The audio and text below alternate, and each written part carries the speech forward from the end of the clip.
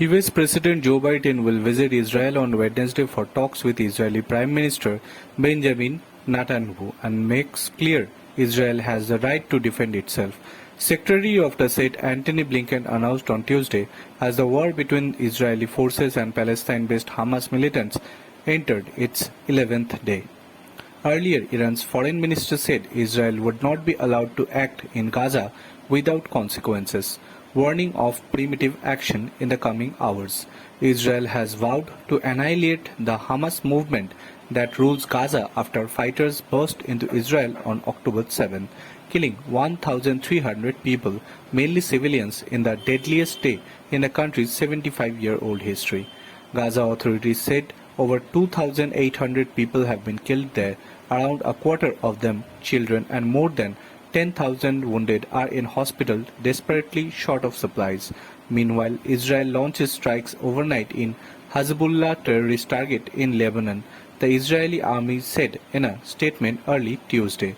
Antony Blinken said after lengthy discussion with Netanyahu that Biden will refrain solidarity with Israel, which has widely been expected to launch a ground assault in Gaza.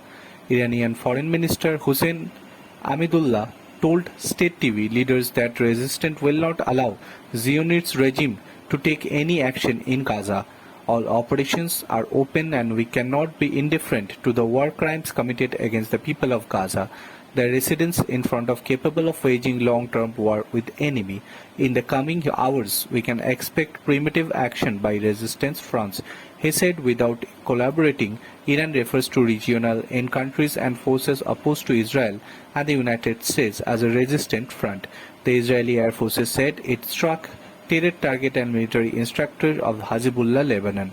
Calling this the worst of time, the UN humanitarian chief said that United Nations is in deep discussion with the Israelis, Egyptians and others about getting aid through the Rafah crossing.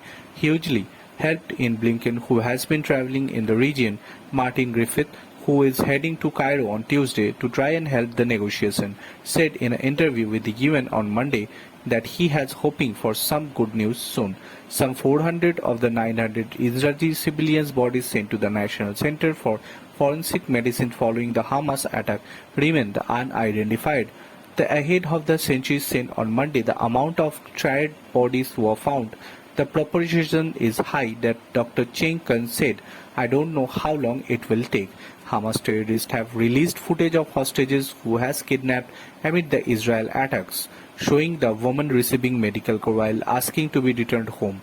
Mia Shem, 21, is seen with her arm bandaged up in clip posted on Hamas Telegram channel on Monday. Shem then addressed the camera directly saying her hand was injured but underwent surgery by Hamas at the hospital in Gaza.